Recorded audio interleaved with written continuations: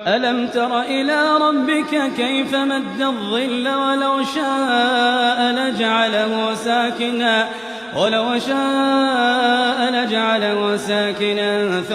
جعلنا الشمس عليه دليلا ثم قبضناه إلينا قبضا يسيرا وهو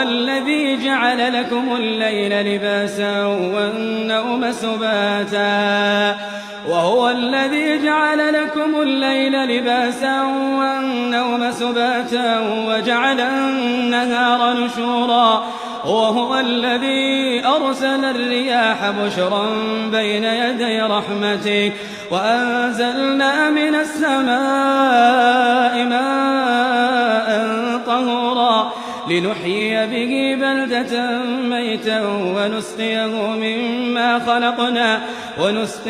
مما خلقنا أنعاما وأناسيا كثيرا.